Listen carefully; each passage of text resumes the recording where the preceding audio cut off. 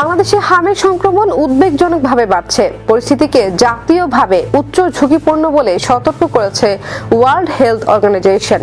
সংস্থাটির সাম্প্রতিক প্রতিবেদনে বলা হয়েছে, দেশের 64 জেলার মধ্যে 58 জেলাতেই ছড়িয়ে পড়েছে হাম।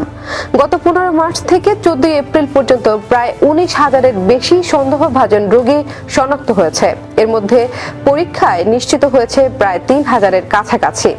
সবচেয়ে বেশি আক্রান্ত 5 বছরের কম বয়সী শিশু।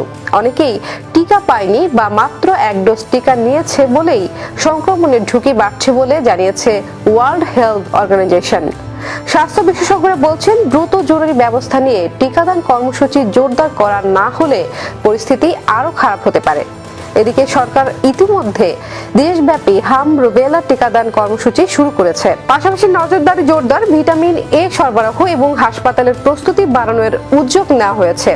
স্বাস্থ্য বিশেষজ্ঞদের মতে, দ্রুত টিকাদান নিশ্চিত করাই এখন সবচেয়ে বড় চ্যালেঞ্জ।